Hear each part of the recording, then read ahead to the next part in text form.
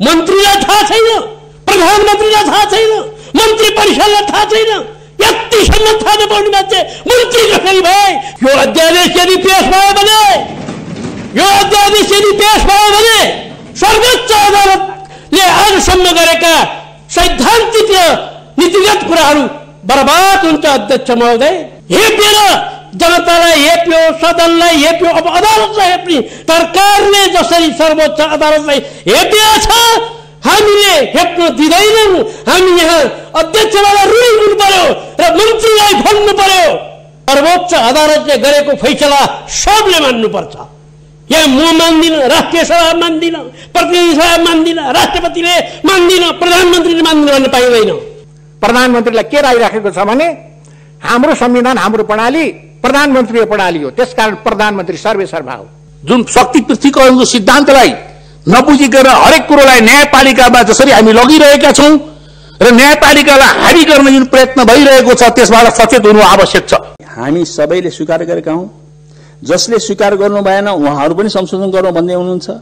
संविधानलाई स्वीकार्य बनाउने अभियानमा लागौं अनि मात्र मुलुकको स्थिर र स्थायी समाधान निकाल्न सकिन्छ। अघि यहाँ निर्दलीयताको पक्षधर र बहुदलीयताको पक्षधरको कुरा पनि निकालेर सत्तापक्षका नेता जानुभएको छ।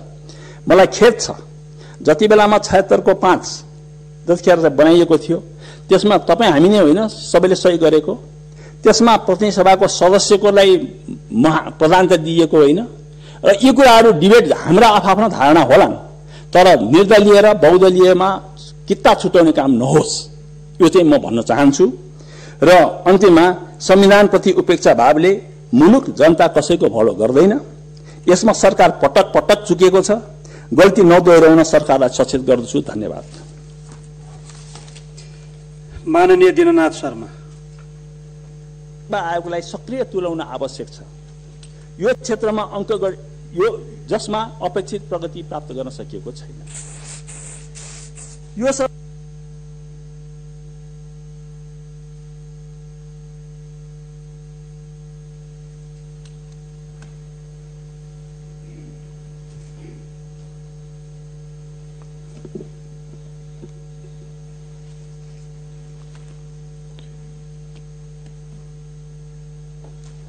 माननीय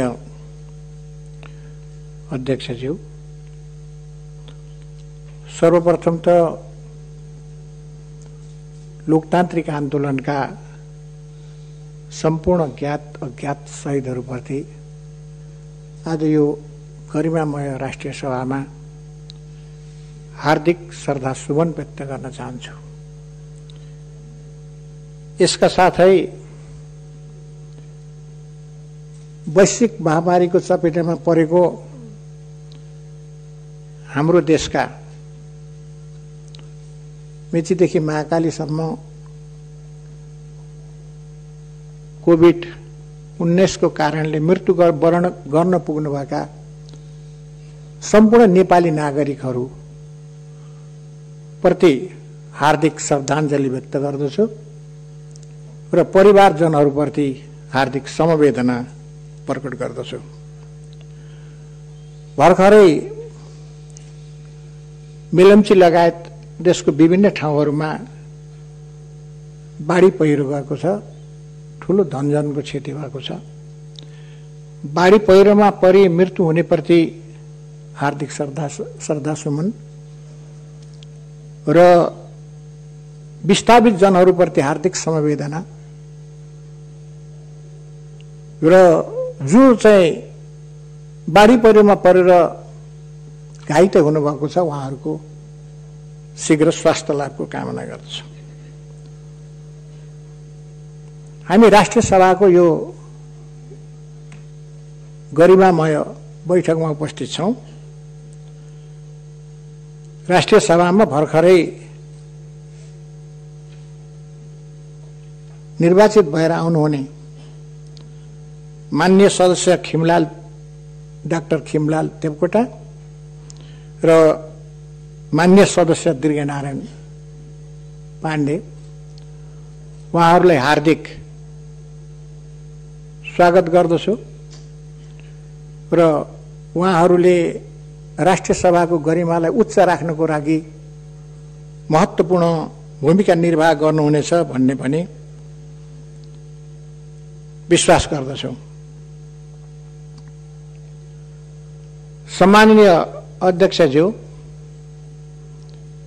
हामी देशको अत्यन्तै गम्भीर संकटको अवस्थाबाट गुज्रेका छौं। संकट कोभिडको संकट छँदैछ।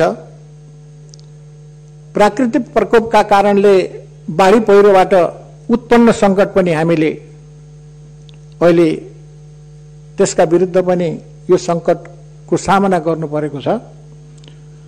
त्यो भन्दा पनि ठूलो र महत्त्वपूर्ण संकट नेपाली नागरिकको अगाडि उत्पन्न यी संकटहरू भन्दा पनि अझ महत्त्वपूर्ण संकट भनेको लोकतन्त्र माथिको संकट, संविधान माथिको संकट। यो संकट सबभन्दा हाम्रो चाहिँ चिन्ताको विषय हो। हामीले 70 वर्ष लामो संघर्ष गरेर धेरै रगत बगाएर, धेरै पसिना बगाएर, धेरै भोटाहरू फटालेर संघीय लोकतान्त्रिक गणतन्त्र प्राप्त गरेका हौं। आज संघीय लोकतान्त्रिक गणतन्त्रमा सबभन्दा ठूलो संकट छ र यसमा चाहिँ कालो बादल राखिराखेको छ। प्रतिगमनको संकट सबभन्दा ठूलो संकट हो।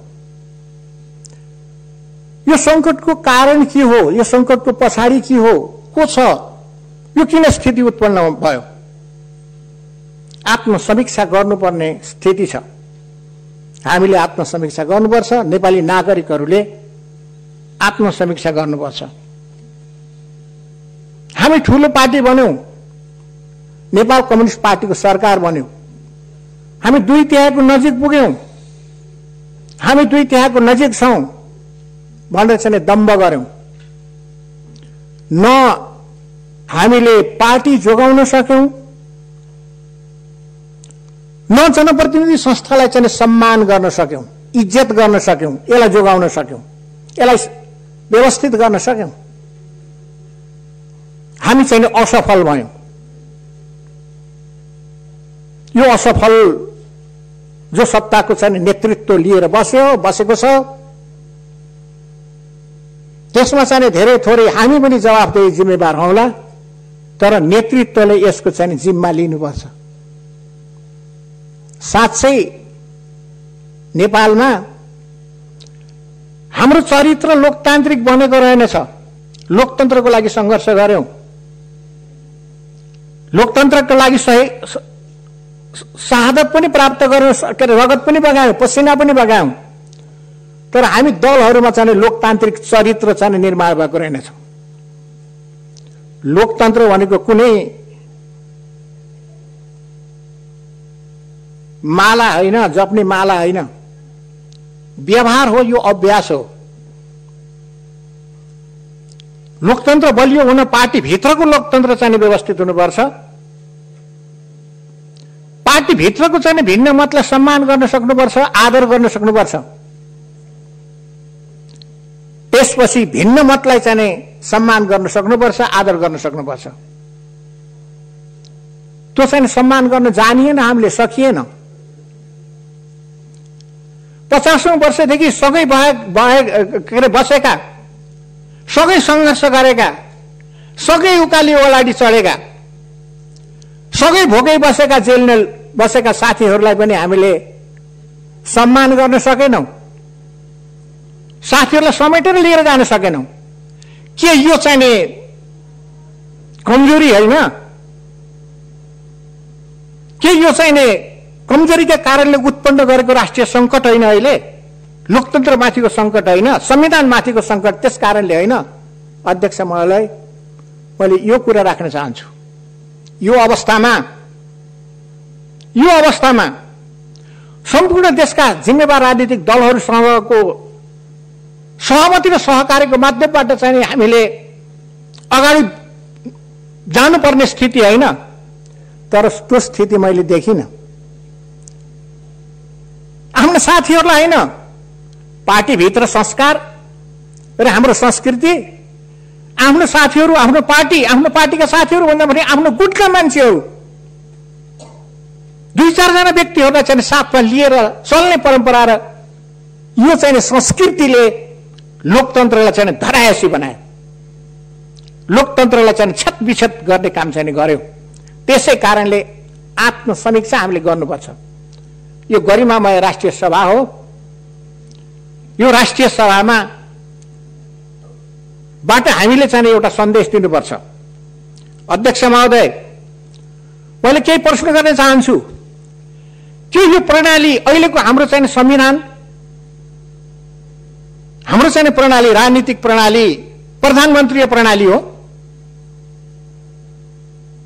के यो चाहिँ प्रणाली राष्ट्रपतीय प्रणाली हो? होइन, यो प्रणाली राष्ट्रपतीय प्रणाली होइन।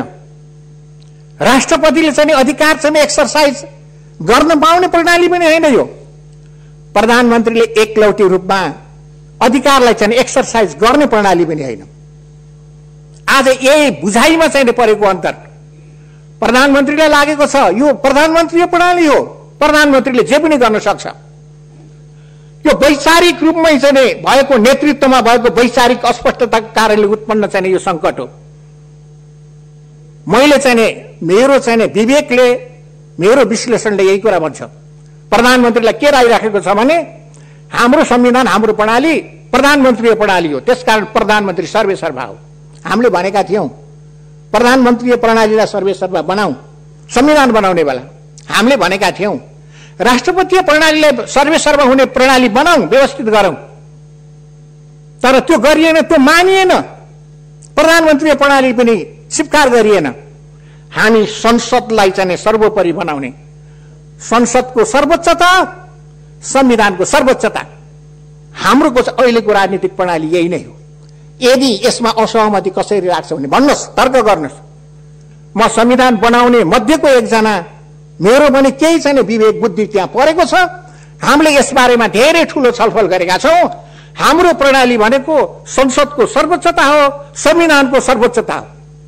संविधानलाई नमानेपछि, संसदलाई नमानेपछि, संसदलाई चाहिँ विघटन गर्दै हिँडेपछि, संविधानको चाहिँ खिल्ली उडाएपछि, संविधानको धाराहरूको चाहिँ खिल्ली उडाएपछि उत्पन्न चाहिँ राजनीतिक संकट हो, राष्ट्रिय संकट हो।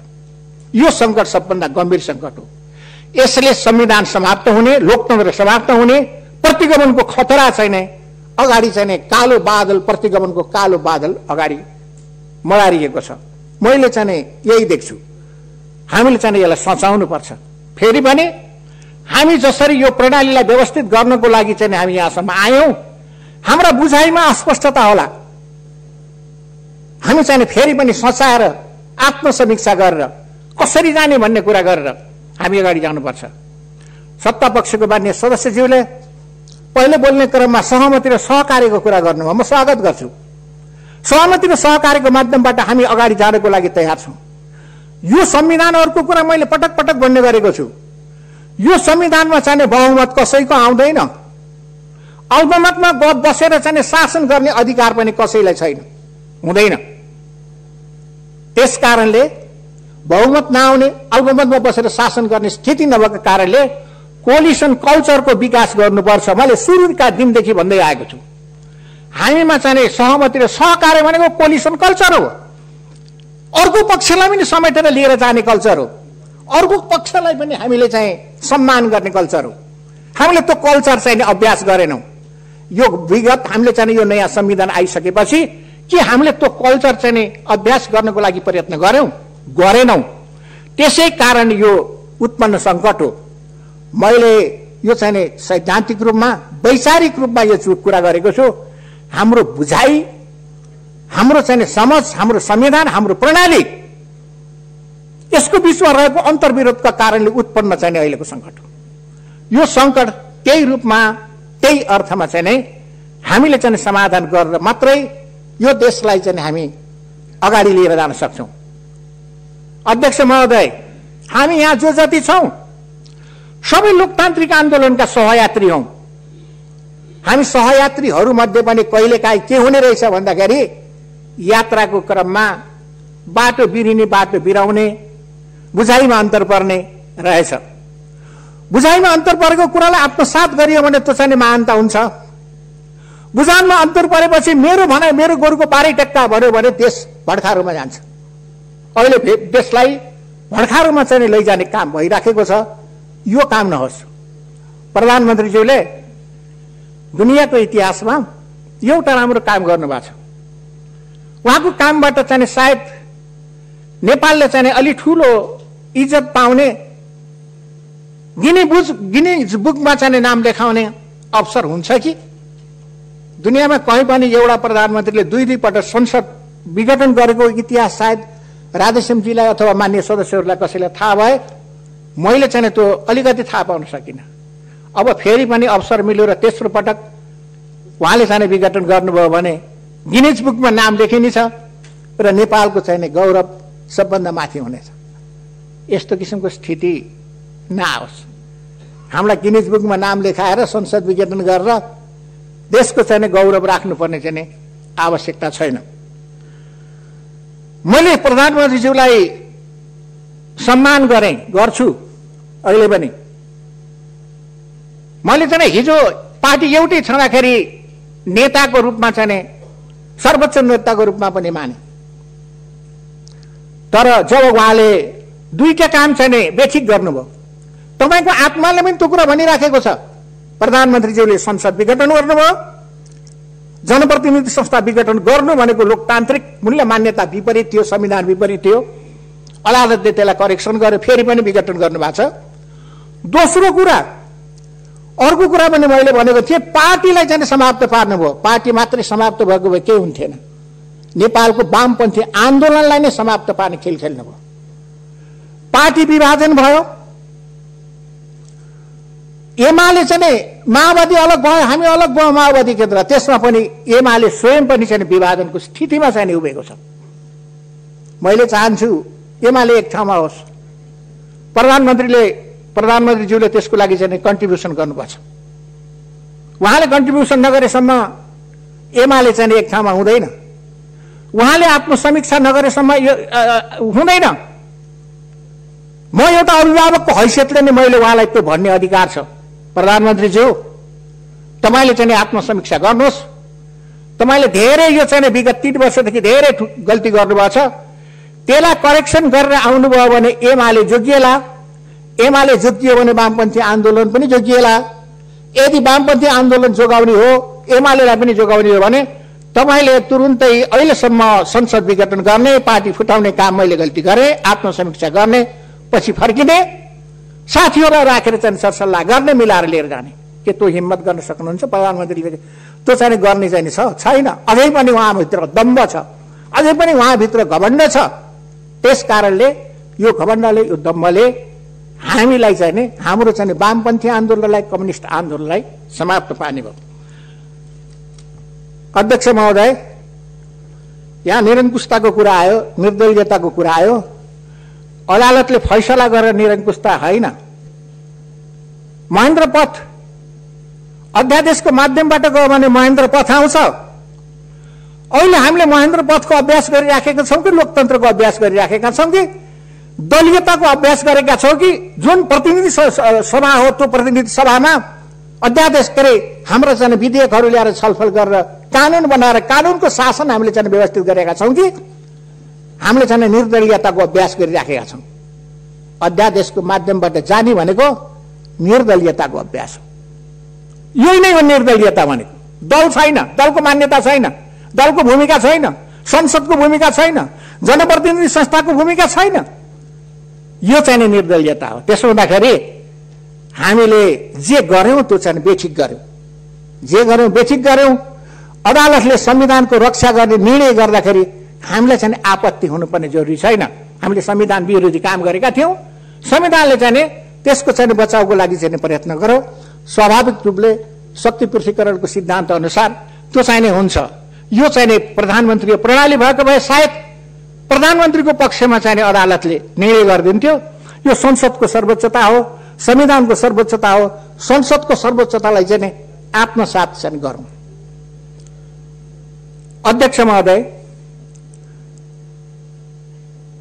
अध्यादेशको माध्यमबाट बजेट आयो। बजेटले आज संसद विघटन गर्ने, भोलि अध्यादेश ल्याउने र चाहिँ बजेट ल्याउने, बजेटमा हामीले छलफल गर्न नपाउने। त्यो विगतमा चाहिँ बजेटमा चाहिँ कुनै आपत्ति भएको थियो, कसैले चाहिँ विरोध गरेको थियो, प्रतिपक्षले असहयोग गरेको थियो। के यो चाहिँ न्यायोचित हो? संसद विघटन गर्दाको भोलिपल्ट अध्यादेश ल्याएर चाहिँ शासन सत्ता चलाउने? अर्थमन्त्रीज्यू, माननीय अर्थमन्त्रीज्यू अहिले बाहिर जानुभयो। उहाँले गिटी बालुवा बेच्ने निर्णय गरेर लिएर आउनुभयो आफ्नो बजेटमा। राष्ट्रिय महत्त्वका विषयहरू सामूहिक रूपमा छलफल गरेर त्यसलाई चाहिँ ल्याउन सकेको हुन्थेन, ल्याउन मिल्थेन। चुरे दोहन गर्ने कुरा, चुरेलाई समाप्त पार्ने कुरा, चुरेको चाहिँ ढुङ्गो माटो चाहिँ बेच्ने कुरा। हाम्रो शरीर हाड मासुले बनेको छ, त्यसै कारणले यसको अस्तित्व छ। राष्ट्र ढुङ्गो माटोले बनेको छ। ढुङ्गो माटोलाई बेचेपछि यस राष्ट्रको चाहिँ अस्तित्व कहाँ चाहिँ पुग्छ? हाम्रो पर्यावरणको चाहिँ प्रश्न उठेको छ अन्तर्राष्ट्रिय रूपमा। पर्यावरणको चाहिँ के यसले रक्षा गर्छ? ढुङ्गो माटो जथाभावी बेच्ने? ल, ढुङ्गो माटो बेच्न पर्यो, बढी भयो हामीसँग ढुङ्गो माटो। त्यो राष्ट्रिय सहमति गर्न सकिन्न, सबै दलहरूलाई राखेर छलफल गर्न सकिन्न, विज्ञहरूलाई राखेर त्यो बारेमा छलफल गर्न सकिन्न। अनि त्यसपछि एउटा साझा सहमति बनाएर त चाहिँ ढुङ्गो माटो कहाँबाट के कति बेच्ने भनेर चाहिँ भन्न सकिन्न।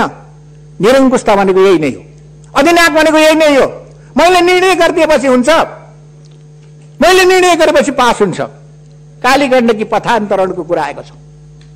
म कालीगण्डकी पथान्तरणको कुरामा पनि अध्यक्ष महोदय मेरो असहमति छ। हाम्रा गण्डकीहरू भनेको सभ्यता हुन्। कालीगण्डकी सभ्यताको धरोहर हो, नेपालको राष्ट्रिय सभ्यताको चाहिँ धरोहर हो। यसको चाहिँ ऐतिहासिक, प्रागैतिहासिक, वैदिक कालदेखि यसको चाहिँ महत्त्व चाहिँ रहँदै आएको छ। यो चाहिँ दुईटा प्रदेशको बीच, तीनटा प्रदेशको बीचबाट भएर चाहिँ जान्छ। आज अरू प्रदेश कसैलाई पनि, तल्लो तटीय चाहिँ क्षेत्रका चाहिँ जनताहरूलाई पनि, त्यहाँको चाहिँ सरकारलाई पनि, प्रदेश सरकारलाई पनि के चाहिँ हामीले चाहिँ सोध्न नपर्ने, सल्लाह गर्न नपर्ने, छलफल गर्न नपर्ने, त्यहाँका जनताहरू विज्ञहरूसँग चाहिँ छलफल गर्न नपर्ने। आफूलाई चाहिँ सरकारमा भएपछि, सत्तामा भएपछि अर्थमन्त्रीज्यूले चाहिँ त्यो गर्न मिल्छ। अध्यक्ष महोदय मार्फत यो अर्थमन्त्रीज्यू कहाँ पुगोस्? यसरी कुनै पनि जनतालाई चाहिँ वास्ता के अरे, कुनै पनि चाहिँ प्रदेशलाई वास्ता नगरी, जनतालाई वास्ता नगरी छलफल नचलाई राष्ट्रिय महत्त्वका विषय प्रतिनिधि सभा अथवा चाहिँ संसदमा चाहिँ छलफलको विषय बन्छ, छलफलको विषय बनाइन्छ, छलफलको विषय बनाएर सहमति कायम गरेर त्यसलाई चाहिँ अगाडि बढाइन्छ। त्यसलाई छलफलको विषय बनाएको भए हामीले विरोध गर्नुपर्ने थियो। जुन प्रक्रिया, जुन तरिका, जुन कन्स्पिरेसी, थ्योरी अफ कन्स्पिरेसी भन्छन्, को तरिकाले चाहिँ यस प्रकारका चाहिँ राष्ट्रिय महत्त्वका चिजहरूलाई चाहिँ उराल्ने काम भयो। यसमा चाहिँ गम्भीर आपत्ति छ, घोर आपत्ति छ। यो चाहिँ गण्डकी प्रदेश, यसको लागि चाहिँ सहमति छैन। किनभने म गण्डकी प्रदेशबाट त्यहाँका जनताले, त्यहाँका जनप्रतिनिधिले भोट दिएर चाहिँ पठाएर आएको। उहाँहरूले चाहिँ औँला ठडाइसक्नुभएको छ हामीलाई। हामीले भोट दिएर गएका तिमी जनप्रतिनिधिहरू के हेरेर बसेको छौ? यो चाहिँ पथान्तरण हुँदाखेरि यस प्रकारले उहाँहरूले चाहिँ भन्नुभएको छ। त्यसकारण चाहिँ यसमा हाम्रो चाहिँ असहमति रहन्छ। यसलाई पुनर्विचार गर्नको लागि अर्थमन्त्रीज्यूलाई कालीगण्डकी चाहिँ पथान्तरणको जुन चाहिँ कुरा छ, यसलाई चाहिँ पुनर्विचार गर्नको लागि म विनम्रतापूर्वक चाहिँ अनुरोध गर्छु। यो चाहिँ मेरो व्यक्तिगत चाहिँ भनाइ होइन, यो सम्पूर्ण चाहिँ गण्डकी, सम्पूर्ण चाहिँ लुम्बिनीको चाहिँ अधिकांश चाहिँ साथीहरू, त्यसपछि स्वयं चाहिँ बागमती प्रदेशको साथीहरूको पनि अथवा त्यहाँका सरकारहरूको पनि त्यहाँका चाहिँ सरकार प्रमुखहरूको पनि यो आवाज हो भन्ने कुरा चाहिँ उहाँहरूले बुझ्नुहोला। विभाजन यसै कारणले हुन्छ, ढङ्ग नपुग्दा, काम गर्ने तरिका थाहा नहुँदाखेरि, मेरो सत्तामा छु मैले ठोकिदिए हुन्छ, यसरी जाँदाखेरि अविश्वास पैदा हुन्छ। अहिले चाहिँ गण्डकी र लुम्बिनी अथवा चाहिँ यो चाहिँ को बीचमा कन्फ्रन्टेसनको स्थिति चाहिँ उत्पन्न गर्ने काम यो चाहिँ बजेट मार्फत संसदबाट होइन, छलफल गरेर होइन, प्राविधिकहरूको बीचमा छलफल गरेर होइन, जनप्रतिनिधिको बीचमा छलफल गरेर होइन, स्वयं मुख्यमन्त्रीलाई समेत त्यहाँको सरकार प्रमुखलाई समेत जानकारी नदिइकन जुन चाहिँ निर्णय यो चाहिँ अर्थमन्त्रीज्यूले गर्नुभयो यो चाहिँ गम्भीर आपत्तिको विषय छ। मैले यति कुरा राखेँ।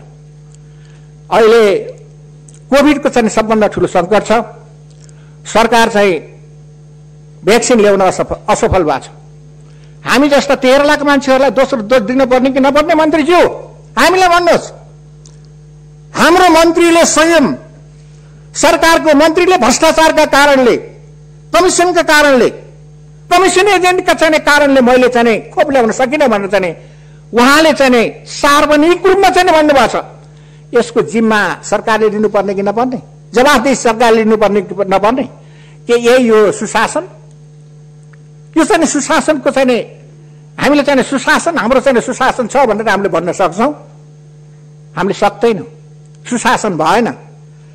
स्वयं चाहिँ सरकारका मन्त्रीले चाहिँ भ्रष्टाचार भयो, भ्रष्टाचारका कारणले मैले ल्याउन सकिनँ। कमिसनको पैसा कहाँ बाँडिदियो? अहिले पनि कमिसनको कारणले, कमिसनको पैसा अर्थ मन्त्रालयले बाँड्ने कि कमिसनको चाहिँ अंश चाहिँ अर्थ मन्त्रालयले कति लिने, स्वास्थ्य मन्त्रालयले कति लिने, अरू चाहिँ त्यस्तो किसिमको होला चाहिँ केन्द्रहरू कुन कुन केन्द्रले कति कति लिने। यस कारणले हामीले चाहिँ कोभिड के अरे चाहिँ भ्याक्सिन ल्याउन सकेनौँ। परराष्ट्र नीति बिग्रियो, हाम्रो छिमेकीहरूसँगको सम्बन्ध अविश्वास भयो, सरकार चाहिँ असफल भयो, परराष्ट्र नीतिमा चाहिँ सरकार असफल भयो, विश्वास भएन। त्यसकारणले चाहिँ हामीले यो चाहिँ ल्याउन सकेनौँ। 13 लाख मध्ये म पनि पर्छु। 13 लाख जुन चाहिँ सिनियर सिटिजनहरू छन् पहिलो डोज लगाएका, ती मान्छेहरूलाई के दोस्रो डोज लगाइदिनु पर्दैन? सरकार जिम्मेवार हुनु पर्दैन? सरकारले जवाफ दिनु पर्दैन? सरकारले त्यसको व्यवस्था गर्नु पर्दैन? सरकारले चाहिँ विश्वास जित्नु पर्दैन? हाम्रा मित्र राष्ट्रहरूको विश्वास जितेर चाहिँ ल्याउनु पर्दैन? कुनै पनि कीमतमा ल्याउनु पर्छ। तर जनताका हितसँग, जनताको जीवनसँग, जनताको चाहिँ लाइफसँग चाहिँ हामी जस्ता सिनियर नागरिकहरूको, वृद्ध नागरिकहरूको चाहिँ जीवनसँग चाहिँ सरकारले चाहिँ खेलबाड गरिराखेको छ। यो गम्भीर चाहिँ दुःखको विषय हो। दुःखका साथ यो कुरा भन्नुपर्छ। यस्तो कुरा भन्न नपरोस्, मलाई चाहिँ यस्तो कुरा भन्नको लागि मिठो लागेको छैन, मलाई यो चाहना पनि होइन। तर दुःखका साथ मैले जे जति कुरा गरेँ, मैले चाहिँ यो चाहिँ भन्नुपर्ने चाहिँ बाध्यता चाहिँ सिर्जना भएको छ। अध्यक्ष महोदय, पानी परिराखेको छ, किसानहरू चाहिँ खेतीबालीमा लाग्ने बेला छ, मल छैन, ओडा छैन, बाढी पीडितहरूले चाहिँ उनीहरूले चाहिँ वासस्थानको चाहिँ ठेगान छैन। सरकारले चाहिँ छिटोभन्दा छिटो मलको व्यवस्था गरोस्, बाढी पहिरो र पीडितमा परेका नागरिकहरूको चाहिँ जीवन रक्षा गरोस्। मैले चाहिँ यो कुरा भन्न चाहन्छु। संहिता, यो सरकारले संहितामा आत्मसात गरेको छैन। संहिता समावेशी समानुपातिक सिद्धान्तलाई चाहिँ उपेक्षा गरेको छ। स्वयं संविधानलाई नै कुल्चिने भएपछि यी विषयहरू संविधानका मर्म र मूल्य र मर्महरूमाथि चाहिँ आक्रमण हुनु स्वाभाविक हो। यसबारेमा हामी छलफल गर्दै जाउँला। यो राष्ट्रिय सभा हो। राष्ट्रिय सभामा फेरि पनि हामी हाम्रा चाहिँ आलोचनाहरू, विरोधहरू, हाम्रा शब्दहरू बुलन्द रूपमा राख्छौँ।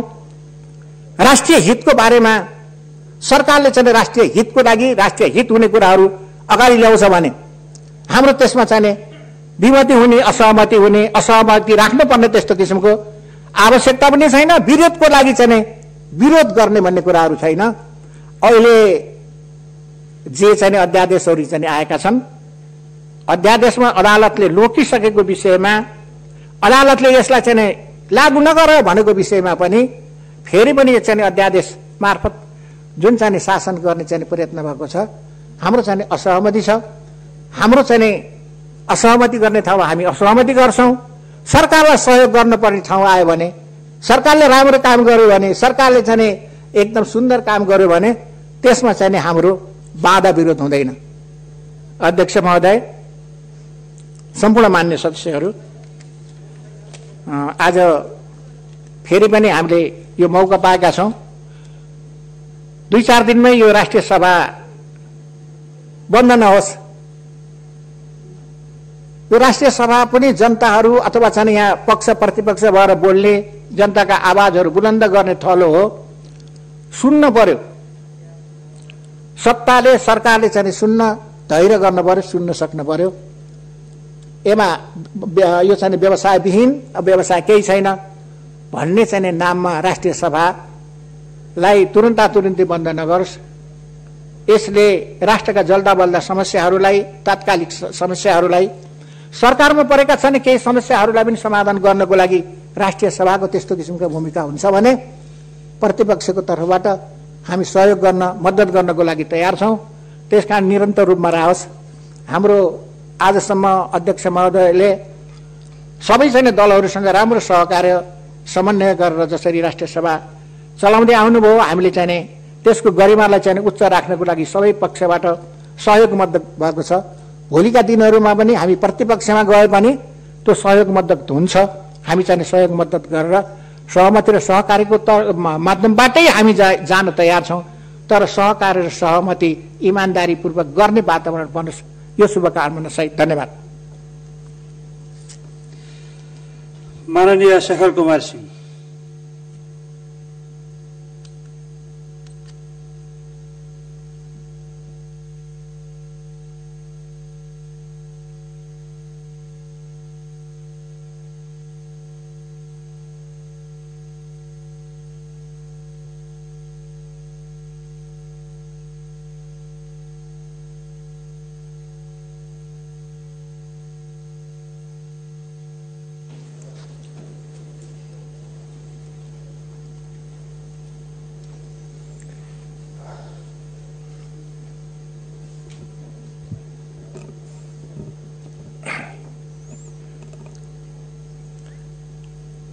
सामान्य अध्यक्षज्यू,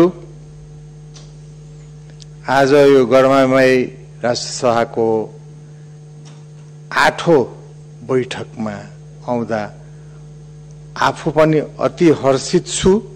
सँगै सम्पूर्ण मान्य सदस्यहरूमा आज उपस्थित हुनुभएमा, हामी पुनः मिलन भएमा हृदयदेखि धन्यवाद दिन पनि चाहन्छु।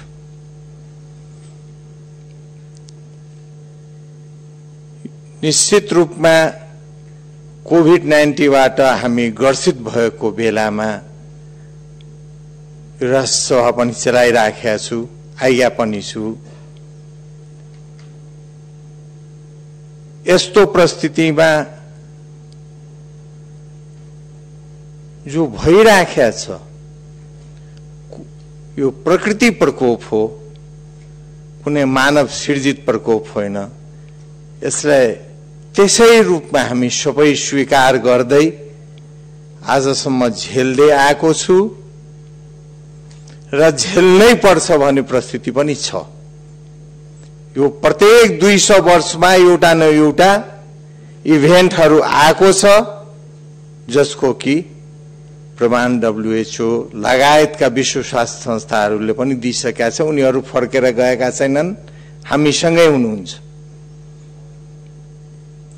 निश्चित रूपमा यो कोभिड-19 प्रकोपबाट सम्पूर्ण नेपालमा मृत्युवरण गर्नुभएका सम्पूर्ण नेपाली दाजुभाइहरू, दिदीबहिनीहरूप्रति हार्दिक श्रद्धाञ्जली अर्पण गर्दछु। कोभिड-19बाट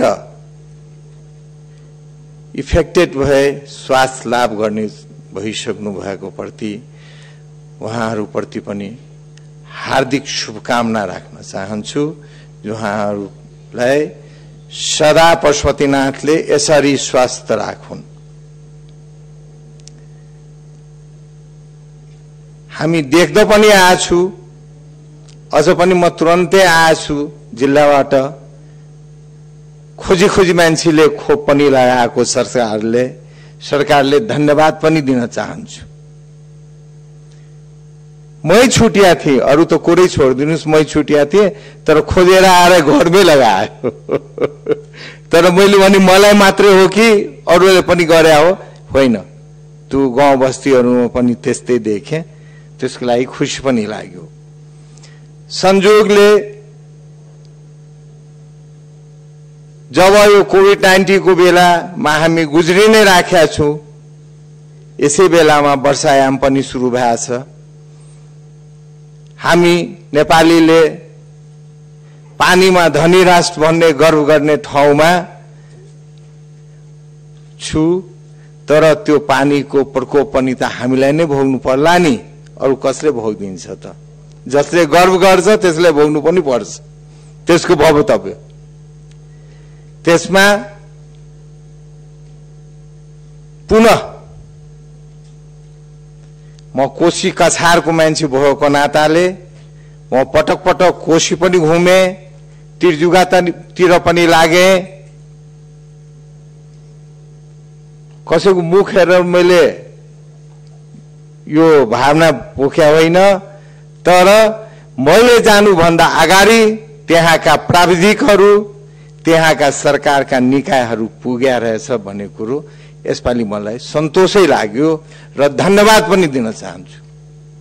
यस शर्तमा पनि धन्यवाद दिन चाहन्छु जे सरकार सजग छ, सतर्क छ। कोशीको त यस्तो अवस्था छ कि 3 फिट पानी उठ्यो भने हाम्रो पुरा बस्ती नै डुबान हुन्छ, र त्यहाँ अहोरात्र काम भइराखेको छ। बिहार र नेपाल पक्षका पनि मान्छेहरू त्यहाँ सम्पूर्ण उपस्थित भएर कोअर्डिनेट गरिराखेका छ। यस्तै नै चल्दै रहला भन्ने आशा पनि राखेका छु। अहिले त आज त भर्खर सदन सुरु नै भएको छ, अरू बेलामा अरू कुरो गरिन्छु नै। आज मात्रै मैले यो सदनको सफलता, मृत्युकरण परिवार प्रति आफ्नो हार्दिक संवेदना, स्वास्थ्य लाभ गर्नुपर्ने आफ्नो शुभकामना, साथै सरकारका केही उत्तम कामहरू देखेको नाताले उसलाई धन्यवाद दिन मात्र उपस्थित भएको छु। यतिकै भन्दै म आफ्नो 2 शब्द पनि यही राखिन्छु। धन्यवाद। माननीय प्रमिला कुमारी।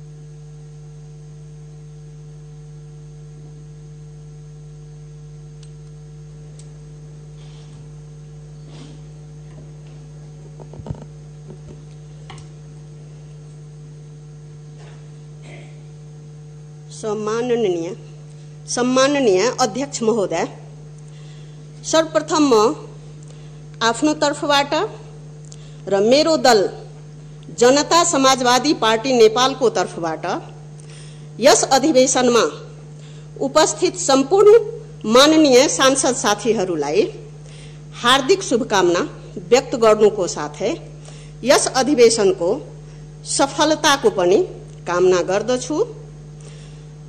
नवनिर्वाचित राष्ट्रिय सभा सदस्य माननीय डाक्टर खिमलाल देवकोटा र माननीय दृघनारायण श्रेष्ठलाई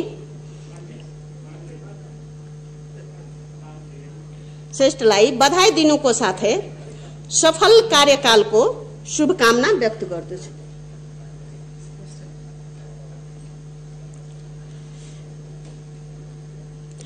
मधेस जनविद्रोह लगायतका लोकतान्त्रिक आन्दोलनमा शहादत प्राप्त गरेका सम्पूर्ण शहीदहरूप्रति हार्दिक श्रद्धाञ्जली व्यक्त गर्नुको साथै घाइतेको सुस्वास्थ्यको कामना गर्दछु। यसपालिको बाढी प्रकोप र कोभिड-19 पेन्डेमिकको कारण मृत्यु भएका नेपाली नागरिकहरूप्रति हार्दिक श्रद्धाञ्जली प्रकट गर्दछु र बाढी प्रकोपमा घाइते भएका कोभिड-19 का बिरामीहरूको समेत सुस्वास्थ्यको कामना गर्दछु। र त्यसपछि म करेन्ट पोलिटिकल सिचुएसनको बारेमा आफ्नो भनाइ राख्दछु। पहिलो पटक प्रधानमन्त्रीज्यूले संसद विघटन गर्दा संविधानको धारा 76 र 85 तथा अन्तर्राष्ट्रिय संसदीय परम्पराको उल्लेख गर्दै संसद विघटनलाई प्रधानमन्त्रीको विशेषाधिकार भएको कुरा उल्लेख गर्नु भएको थियो। तर नेपालको संविधान 2072 मा संसद भित्र वैकल्पिक सरकार बनाउने सम्भावना रहेसम्म संसद विघटन गर्न नपाउने स्पष्ट व्यवस्था छ।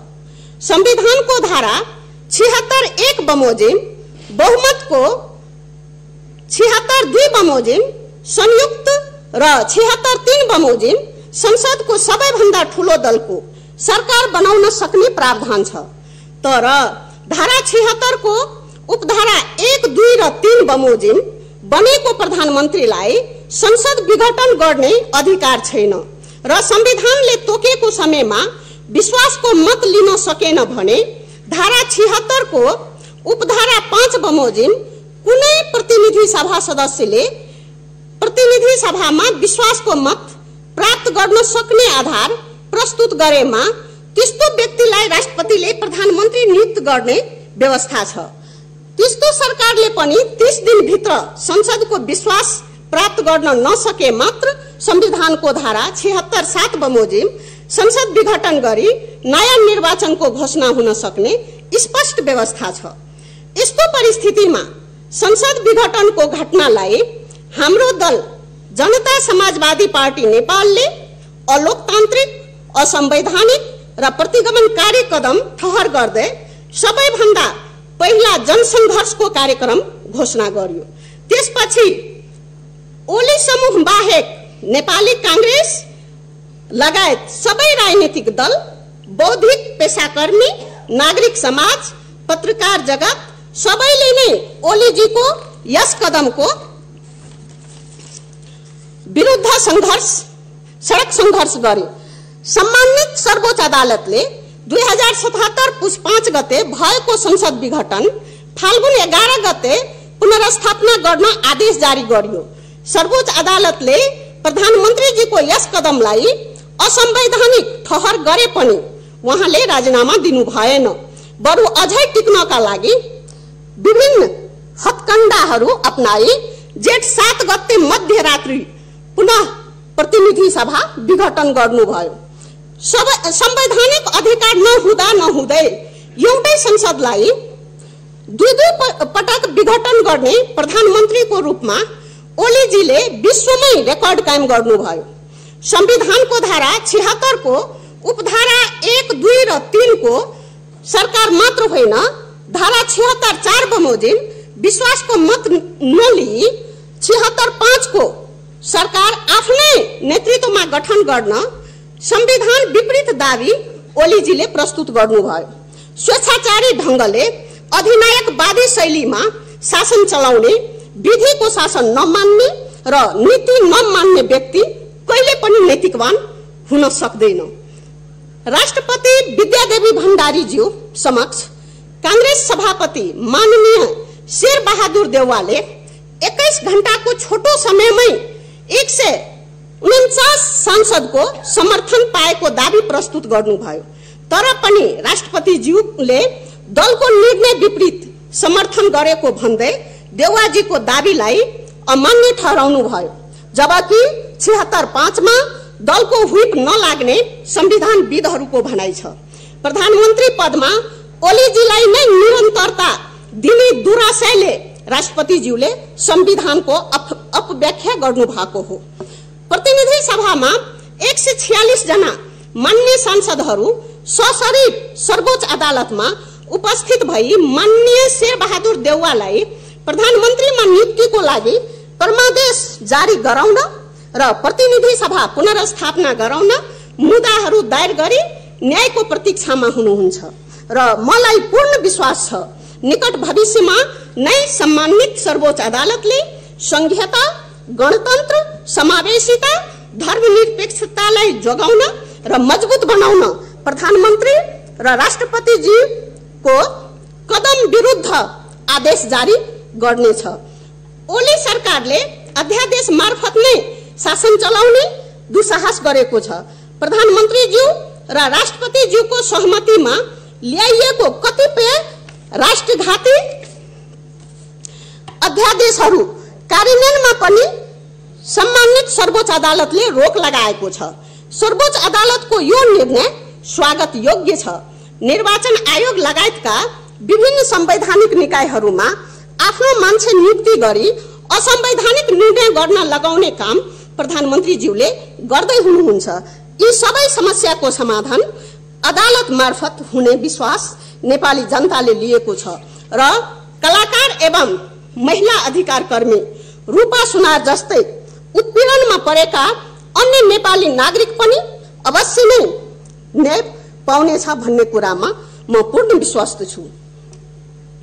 जनताको सर्वोच्च संस्था प्रतिनिधि सभा हाल विघटन भएको अवस्थामा नेपाली जनताका सरकारको विषयमा जोरदार रूपले आवाज उठाउनको लागि राष्ट्रिय सभा लामो समयसम्म चल्ने अपेक्षा गरेकी छु। अन्तमा माननीय महन्त ठाकुर र माननीय राजेन्द्र महतो लगायतका मेरा आदरणीय नेताहरू जो प्रधानमन्त्री ओलीजीको झुठो आश्वासनको जालमा फस्नु भएको छ, उहाँहरूलाई त्यो छलकपट रूपी जालबाट बाहिर निस्कन र जनता समाजवादी पार्टीलाई स्ट्रङ बनाउन हार्दिक अनुरोध गर्दछु। संवैधानिक सर्वोच्चता र लोकतन्त्रको रक्षाका लागि अहिले सबै राजनीतिक दल एकजुट हुनु अति आवश्यक छ। मधेस लगायत नेपालका अन्य क्षेत्रहरूमा पनि बाढी प्रकोपले गर्दा वर्षेनी धेरै नै धनजनको क्षति भइराखेको अवस्था छ। तर संघीय सरकार मौन हुनु, बाढी प्रकोप नियन्त्रण गर्ने पूर्व योजना नबनाउनु, उचित राहतको व्यवस्थापन नहुनु, स्वास्थ्य, शिक्षा, रोजगारतिर ध्यान दिनु पर्ने ठाउँमा मात्र आफ्नो कुर्सी जोगाउनेतिर प्रधानमन्त्रीज्यू लाग्नु भएको छ। नेपालमा दोस्रो लहरको कोभिड-19 संक्रमण गत वर्षको चैत्र अन्तिम सप्ताहदेखि फैलिएको छ। कोरोनाको यो भेरिएन्टले अत्यधिक धनजनको क्षति गरेको छ र तेस्रो भेरिएन्ट पनि निकट भविष्यमै आउने सम्भावना भएको हुँदा सम्पूर्ण नेपाली नागरिकलाई कोभिड विरुद्धका भ्याक्सिन लगाउने व्यवस्था मिलाइदिन हुन र स्वास्थ्य सामग्री खरिदमा भ्रष्टाचार गर्ने बिचौलियाहरूलाई कडाभन्दा कड़ा सजायको माग गर्दै नेपाल सरकारको ध्यान आकृष्ट गराउन चाहन्छु। धन्यवाद।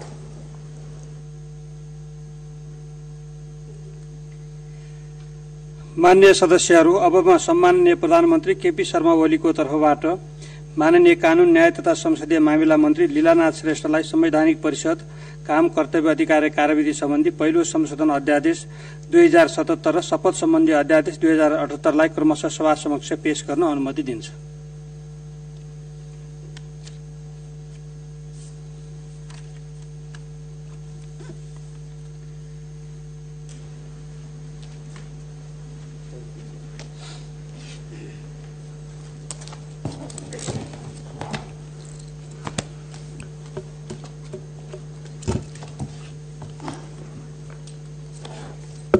सम्माननीय अध्यक्ष महोदय, नेपालको संविधानको धारा 284 बमोजिमको संवैधानिक परिषदको उक्त संवैधानिक निकायको प्रमुख तथा पदाधिकारीको पद रिक्त हुनुभन्दा 1 महिना अगावै नियुक्तिका लागि सिफारिस गर्नुपर्ने भन्ने व्यवस्था रहेको छ। उक्त कार्य संवैधानिक परिषदबाट समयमै सम्पन्न गर्नुपर्ने हुन्छ। संविधानको धारा 284 को उपधारा 4 मा संवैधानिक निकायका प्रमुख वा पदाधिकारीको नियुक्ति सम्बन्धी कार्यविधि संघीय कानून बमोजिम हुने व्यवस्था छ। उक्त व्यवस्थाकै लागि संवैधानिक परिषदको काम, कर्तव्य, अधिकार कार्यविधि सम्बन्धी ऐन 2066 को कार्यान्वयन रहेको छ। प्रस्तुत ऐनको परिषदको अध्यक्ष र कम्तीमा 4 जना अन्य सदस्य उपस्थित भएमा परिषदको बैठकमा गणपूरक संख्या पुग्ने तथा बैठकमा पेश भएका प्रत्येक विषयको निर्णय सर्वसम्मतिको आधारमा हुने व्यवस्था रहेको, बैठकमा बस्न र निर्णय हुन नसकेको हुँदा संवैधानिक परिषदको बैठक बस्न र निर्णय हुन सक्ने गरी तत्सम्बन्धी व्यवस्थालाई तत्काल संशोधन गर्ने गरी 2077-830 मा सम्मानित राष्ट्रपतिबाट संवैधानिक परिषदको काम कर्तव्य अधिकार कार्यविधि सम्बन्धी ऐन 2066 लाई संशोधन गर्नेको बनेको अध्यादेश जारी भएको थियो। सो अध्यादेशबाट गरिएको व्यवस्था नेपालको संविधानको धारा 114 उपधारा 2 खण्ड ग बमोजिम 78(1)(22) पछि स्वतः निष्क्रिय हुने व्यवस्थाको सन्दर्भमा उक्त अध्यादेशबाट गरिएको कानूनी व्यवस्था निरन्तर दिई संवैधानिक परिषदको बैठक बस्न र निर्णय हुन सक्ने गरी अध्यादेश जारी गर्नुपर्ने अवस्था उत्पन्न भएको हो। अतः उक्त कानूनी व्यवस्थालाई निरन्तर दिनुपर्ने परिस्थिति उत्पन्न भएको र संघीय संसदको अधिवेशन नभएकोले नेपालको संविधानको धारा 114 उपधारा 1 बमोजिम संवैधानिक परिषदको काम कर्तव्य अधिकार कार्यविधि सम्बन्धी अध्यादेश 2078 सभा पेश गर्दछु। सम्माननीय अध्यक्ष महोदय, नेपालको संविधानको धारा 114 उपधारा 1 मा संघीय संसदको दुवै सदनको अधिवेशन चलिरहेको अवस्थामा बाहेक अन्य अवस्थामा तत्काल केही गर्न आवश्यक परेमा मन्त्री परिषदको सिफारिसमा राष्ट्रपतिले अध्यादेश जारी गर्न सक्ने व्यवस्था रहेको छ। सोही धाराको उपधारा 2 मा उपधारा 1 बमोजिम जारी भएको अध्यादेश ऐनसर मान्यता हुनेछ भन्ने व्यवस्था रहेको छ। नेपालको संविधानको धारा 80 मा प्रधानमन्त्री, उपप्रधानमन्त्री तथा अन्य मन्त्रीले आफ्नो कार्यभार सम्हाल्नु अघि संघीय कानून बमोजिम पद तथा गोपनीयताको शपथ लिनुपर्ने व्यवस्था रहेको छ। यसका साथै संविधानको विभिन्न धारामा राष्ट्रपति, उपराष्ट्रपति, संघीय संसदको प्रत्येक सदन सदस्य, प्रत्येक प्रमुख लगायतका व्यक्तिले आफ्नो कार्यभार सम्हाल्नु अघि संघीय कानून बमोजिम पद तथा गोपनीयताको शपथ लिनुपर्ने व्यवस्था रहेको छ। यसरी सार्वजनिक पद धारण गर्ने पदाधिकारीहरूबाट आफ्नो कार्यभार सम्हाल्नु अघि लिनुपर्ने पद तथा गोपनीयताको शपथको लागि आवश्यक कानूनी व्यवस्था गर्नुपर्ने भएको र हाल संघीय संसदको दुवै सदनको अधिवेशन चलिरहेको अवस्था नरहेकोले शपथ सम्बन्धी अध्यादेश 2078 सभा समक्ष पेश गर्दछु। धन्यवाद।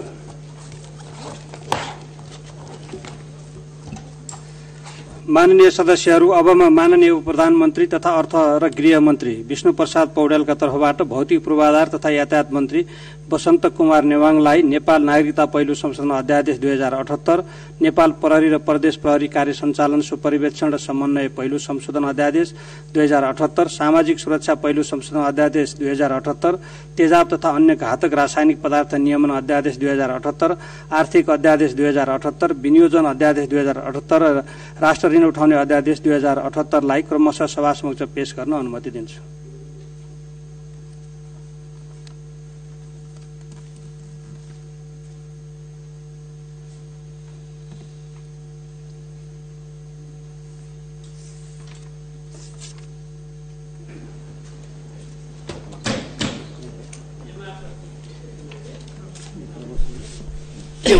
मान्यज्यू, नियमावली हाम्रो राष्ट्रिय सभा नियमावली 2075 को नियम 23 र नियम 26, नियम 20 ग अत्यन्तै प्रभावकारी रूपमा यो सदनलाई नै हेप्ने गरी यो संविधान विरुद्धमा जुन प्रकारले चाहिँ नि संविधानको धारा 105 बहसमा बन्देज लगाएको छ, संविधानको धारा 126 सर्वोच्च अदालतले गरेको फैसला सबले मान्नुपर्छ।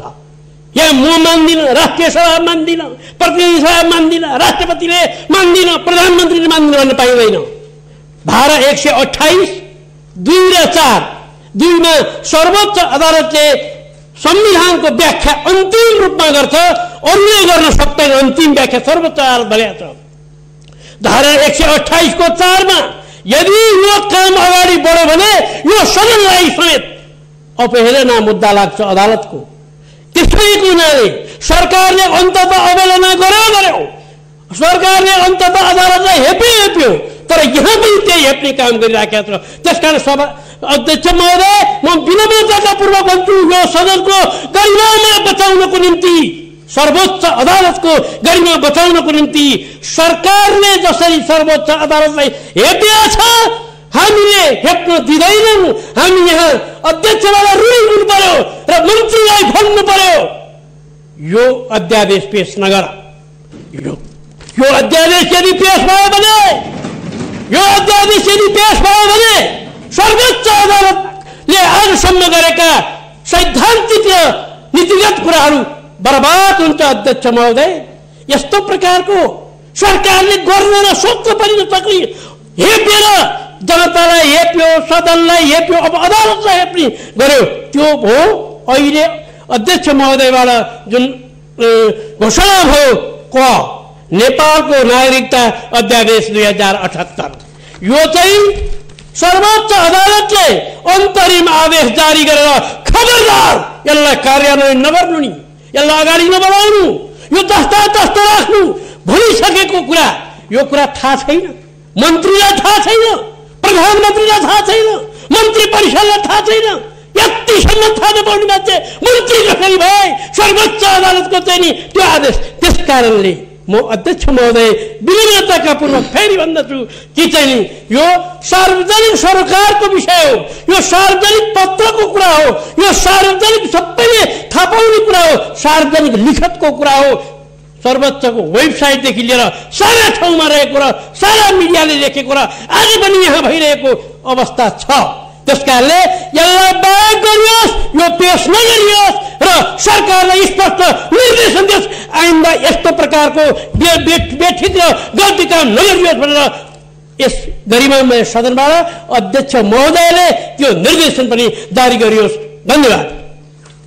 माननीय सदस्य, यहाँले जुन नियमावली गर्नुभएको छ, ध्यानाकर्षण भएको छ र म यस विषयमा एउटा त राष्ट्रिय सभा नियमावली 2075 को नियम 88 को उपनियम 1 मा नेपालको संविधानको धारा 114 बमोजिम जारी भएको अध्यादेश जारी भएपछि आह्वान भएको सदनको पहिलो बैठकमा पेश गर्ने व्यवस्था रहेको छ। यो संवैधानिक व्यवस्था अनुसार यहाँ पेश गर्न अनुमति दिएको हो। दोस्रो, अध्यादेश पेश गर्ने यो परिच्छेद 13 अध्यादेश पेश गर्ने सम्बन्धमा संविधानको धारा 114 बमोजिम जारी भएको अध्यादेश जारी भएपछि आह्वान भएको सदनको पहिलो बैठकमा सम्बन्धित मन्त्रीले पेश गर्नेछ भन्ने व्यवस्था भएको छ। र यहाँले जहाँसम्म नागरिकता अध्यादेशको बारेमा ध्यानाकर्षण गराउने नियमावली गर्नु भएको छ, त्यो चाहिँ यहाँ नोटिसमा राख्नुपर्ने मात्रै कुरा हो। त्यसलाई अगाडि बढाएर पास गर्ने हामी यो अभ्यास योभन्दा अगाडि पनि गरेका छौँ र यो मन्त्रीज्यूले आफूले वाचन गर्ने बेलामा यसलाई प्रश्न पार्नुहुनेछ। यसकारण यहाँको नियमावली नलागेको कुरा म जानकारी गराउँछु। धन्यवाद। मन्त्रीज्यू अगाडि बढ्नुहोस्। सम्माननीय अध्यक्ष महोदय, नेपालको संविधानमा भएको नागरिकता सम्बन्धी व्यवस्थालाई कार्यान्वयनका लागि आवश्यक कानूनको अभावमा नागरिकता पाउन योग्य नेपाली नागरिकले नागरिकता पाउने संवैधानिक अधिकारबाट वञ्चित हुनु परेको र कतिपय व्यक्तिले सम्मानित सर्वोच्च अदालतसम्म जानु परेको र त्यस्ता व्यक्तिका हकमा नागरिकता दिनु भनी सर्वोच्च अदालतबाट आदेश समेत भएको थियो। नागरिकता विहीनताको अवस्था सिर्जना भई व्यक्तिहरूलाई कुनै पेशा रोजगार गर्न, वैदेशिक रोजगारी वा भ्रमणमा जान सरकारले प्रदान गर्ने कुनै राहत सहुलियत प्राप्त गर्ने लगायतका संविधान प्रदत्त मौलिक हकबाट वञ्चित हुनु परेको अवस्थामा नागरिकता विधेयक लामो समयदेखि संसदमा विचाराधीन रहेको र नेपालको नागरिकता प्राप्त गर्न योग्य नागरिकले नेपालको संविधानको धारा 11 को उपधारा 2, 3 र 5 बमोजिम नागरिकताको प्रमाणपत्र प्राप्त गर्न नसकेको अवस्था सिर्जना भएको र संवैधानिक व्यवस्थालाई तत्काल कार्यान्वयन गर्न आवश्यक भएकोले नेपाल सरकार मन्त्री परिषदको सिफारिशमा सम्माननीय राष्ट्रपतिबाट नेपाल नागरिकता पहिलो संशोधन अध्यादेश 2078 जारी भएको बेहोरा यस सम्मानित सभा समक्ष जानकारी गराउँदछु। प्रस्तुत अध्यादेशका सम्बन्धमा सर्वोच्च अदालतमा परेको रिट निवेदनको अन्तिम किनारा नलागेसम्म उक्त अध्यादेश कार्यान्वयन नगराउनु भनी सम्मानित सर्वोच्च अदालतबाट मिति 2078/2/27 गते अन्तरिम आदेश जारी भएको सन्दर्भ समेत सम्मानित सदन समक्ष जानकारी गराउँदछु। राष्ट्रिय सभा नियमावली 2075 को नियम 88 को उपनियम 1 मा नेपालको संविधानको धारा 114 बमोजिम जारी भएको अध्यादेश जारी भए पछाडि आह्वान भएको सदनको पहिलो बैठकमा पेश गर्ने व्यवस्था रहेको छ। सम्माननीय अध्यक्ष महोदयको अनुमतिले नेपाल नागरिकता पहिलो संशोधन अध्यादेश 2078 सभा समक्ष जानकारीका लागि पेश गर्दछु। धन्यवाद।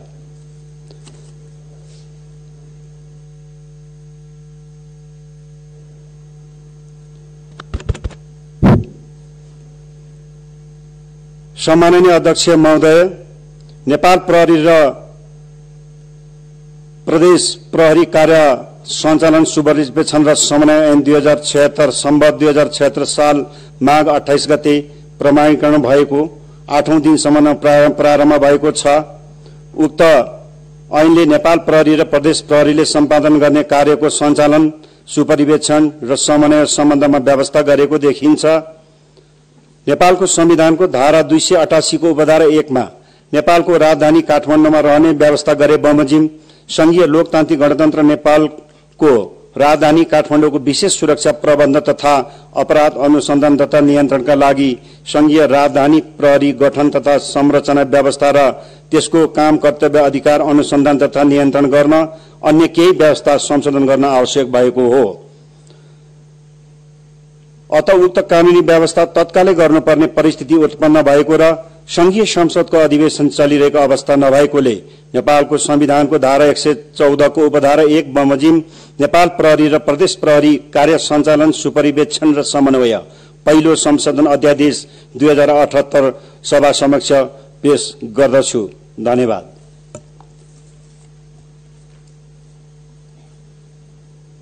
सम्माननीय अध्यक्ष महोदय, सामाजिक सुरक्षा सम्बन्धी अध्यादेश तत्काल जारी गर्नुपर्नको स्थितिको कारणबारे अनुमति चाहन्छु। नेपालको संविधानको धारा 43 बमोजिम सामाजिक सुरक्षाको अधिकार सुनिश्चित गर्न संघीय संसदले जारी गरेको सामाजिक सुरक्षा ऐन 2075 प्रमाणीकरण मिति 2075/06/02 कार्यान्वयनमा रहेको छ। उक्त ऐनमा भएका केही प्रावधानहरूमा समय सापेक्ष संशोधन गरी सामाजिक सुरक्षा भत्ता प्राप्त गर्ने वर्ग वा समुदाय थप गर्न आवश्यकता महसुस भएको हो। अत उक्त कानूनी व्यवस्था तत्कालै गर्नुपर्ने परिस्थिति उत्पन्न भएको र संघीय संसदको अधिवेशन चलिरहेको अवस्था नभएकोले नेपालको संविधानको धारा 114 को उपधारा 1 बमोजिम सामाजिक सुरक्षा पहिलो संशोधन अध्यादेश 2078 सभा समक्ष पेश गर्दछु। धन्यवाद।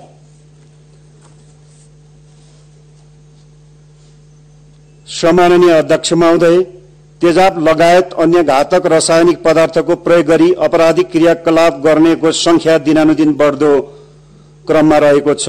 मुलुकी अपराध संहिता 2074 को दफा 193 ले तेजाब वा अन्य रासायनिक जैविक वा विषालु पदार्थ प्रयोग गरी कुरूप पार्न नहुने व्यवस्था गरेको भए तापनि उक्त व्यवस्थाले तेजाब लगायत अन्य घातक रासायनिक पदार्थको उत्पादन, बिक्री, वितरण र ओसार पसार र प्रयोग सम्बन्धमा प्रष्ट व्यवस्था नगरेको हुँदा सो सम्बन्धी नयाँ कानून बनाई तेजाब लगायत अन्य घातक रासायनिक पदार्थको प्रयोग गरी हुने क्रियाकलापलाई न्यूनीकरण गर्न नियामक कानून आवश्यक भएको साथै तेजाब तथा अन्य घातक रासायनिक पदार्थको उत्पादन, निकासी, पैठारी, भण्डारण, ओसार पसार, प्रयोग, बिक्री, वितरण तथा त्यस्तो पदार्थको विश्लेषण गर्ने कार्यलाई नियमन गरी रोक लगाउनको लागि तत्काल कानूनी व्यवस्था गर्न आवश्यक भएको हो। अत तेजाब प्रयोग गरी हुने आपराधिक क्रियाकलापहरू दिनानुदिन घटिरहेकोले उक्त कानूनी व्यवस्था तत्कालै गर्नुपर्ने परिस्थिति उत्पन्न भएको र संघीय संसदको अधिवेशन चलिरहेको अवस्था नभएकोले नेपालको संविधानको धारा 114 को उपधारा 1 बमोजिम तेजाब तथा अन्य घातक रासायनिक पदार्थ नियमन अध्यादेश 2078 सभा समक्ष पेश गर्दछु। धन्यवाद।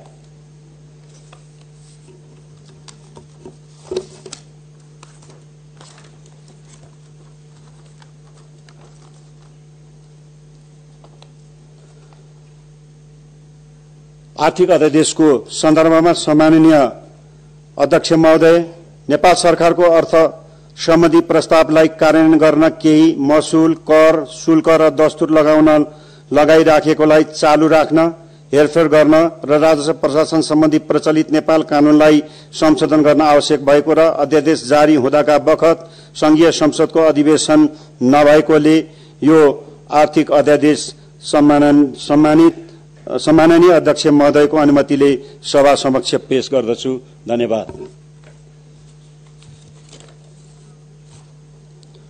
सम्माननीय अध्यक्ष महोदय, आर्थिक वर्ष 2078-79 को सेवा र कार्यको लागि संघीय सञ्चित कोषमाथि व्यवहार हुने रकम विनियोजन गर्ने र सो रकम खर्च गर्ने अधिकार दिने सम्बन्धमा तत्काल कानूनी व्यवस्था गर्न आवश्यक भएको र अध्यादेश जारी हुँदाका बखत संघीय संसदको अधिवेशन नभएकोले यो अध्यादेश ल्याउनु परेको बेहोरा जानकारीको लागि विनियोजन अध्यादेश 2078 सभा समक्ष पेश गर्दछु। धन्यवाद।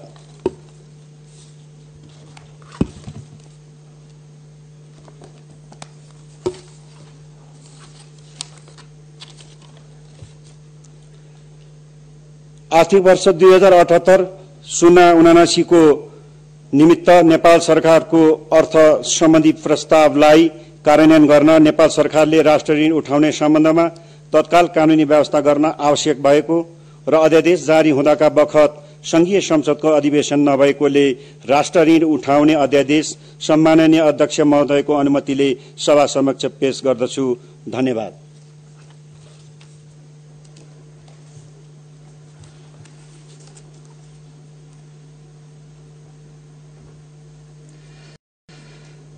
माननीय सदस्यहरू, अब म माननीय स्वास्थ्य तथा जनसंख्या मन्त्री कृष्णगोपाल श्रेष्ठलाई स्वास्थ्यकर्मी तथा स्वास्थ्य संस्थाको सुरक्षा सम्बन्धी पहिलो संशोधन अध्यादेश 2078, कोभिड-19 संकट व्यवस्थापन अध्यादेश 2078 र औषधि तेस्रो संशोधन अध्यादेश 2078 लाई क्रमशः सभा समक्ष पेश गर्न अनुमति दिन्छु।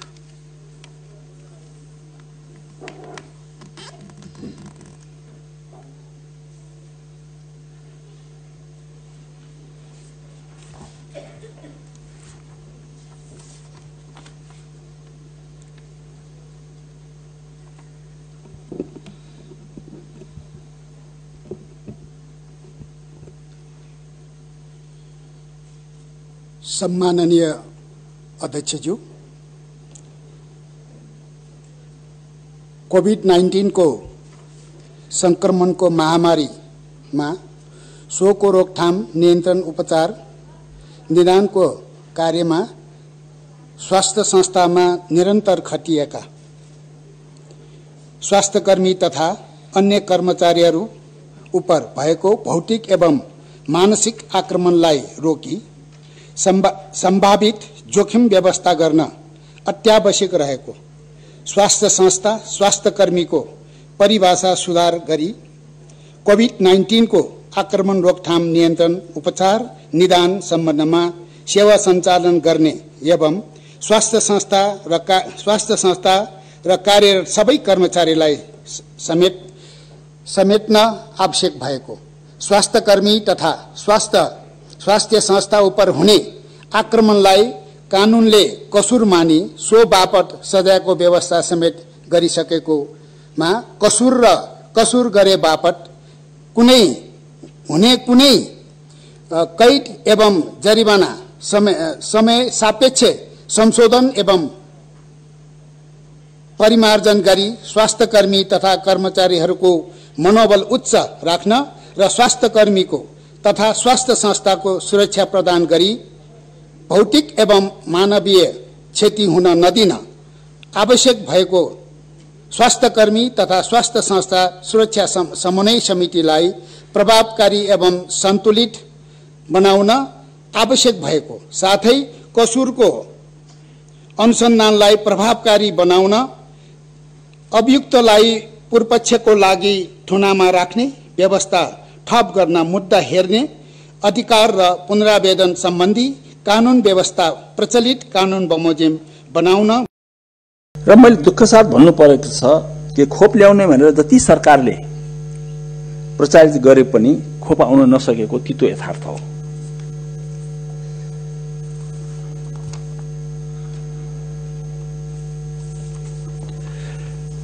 र हाम्रो कूटनीतिक प्रयास छिमेकीसँग पनि कस्तो रहेछ भन्ने कुरा यसपटक उदाङ्ग भएको छ। सरकारले गरेको प्रयत्न यस निम्ति पनि आलोच्य छ कि कोभिड नियन्त्रणमा राजनीतिक नेतृत्व पूर्णतः असफल भएको छ। कोभिड कालमै स्वास्थ्य मन्त्री 3 पटक फेरिनु मात्र यसको प्रमाण होइन। उप प्रधानमन्त्रीको अध्यक्षताको सीसीएमसी को पुनर्गठन गर्नु परेको छ र प्रधानमन्त्रीले बागडोरा आफ्नो हातमा लिनु भएको छ र यसको कार्यकारी सेनाको अवकाश प्राप्त जर्नेललाई नियुक्त गर्नु परेको छ। यो हाम्रो आजको यथार्थता हो। भर्खरै सत्तापक्षको नेताले भन्नुभयो कि राजनीतिक कुरालाई राजनीतिक तहमै टुङ्ग्याउनु पर्छ, अदालत घचघच्याउने होइन भन्नुभएको छ।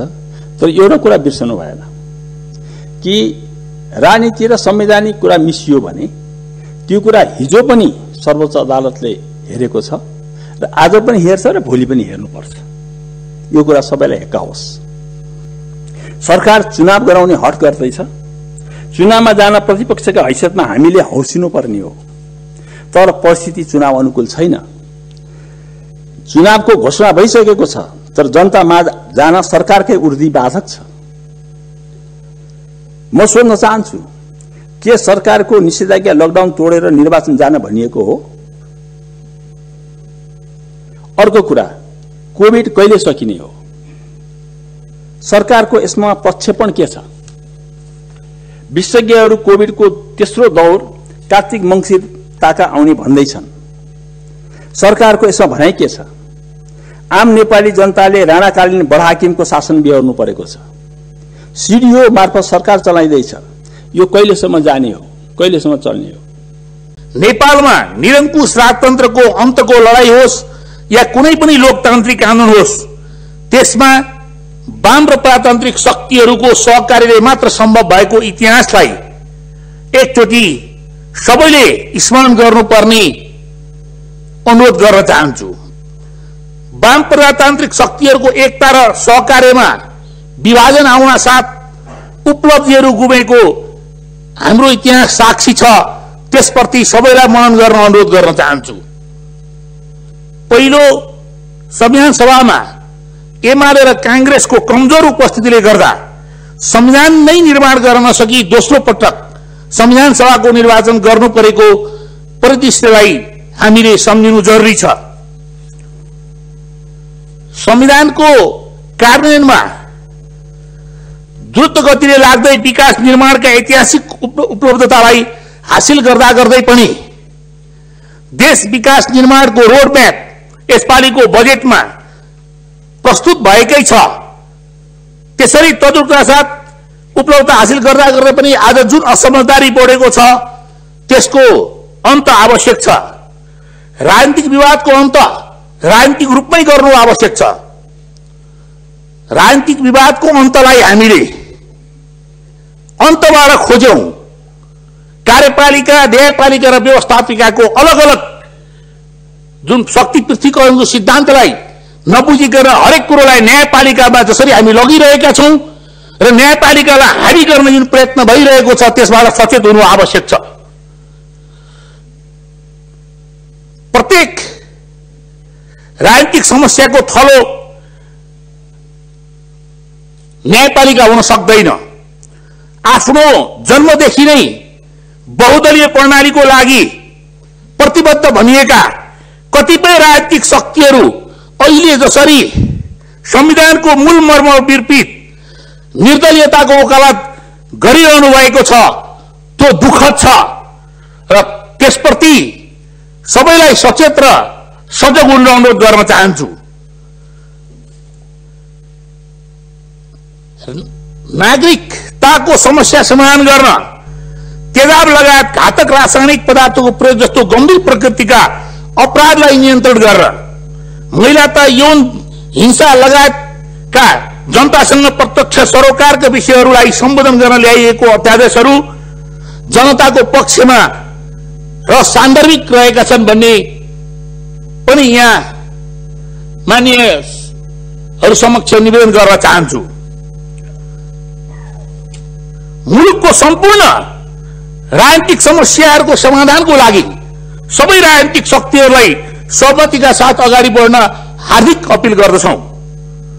तसर्थ वर्तमान यो अन्नपूर्ण अवस्थाको अन्तको लागि हाम्रो यो अधिवेशनले, हाम्रो यो राष्ट्रिय सभाको बैठकले सकारात्मक भूमिका खेल्न सकोस्। सबैमा हार्दिक शुभकामना। हस्त। धन्यवाद।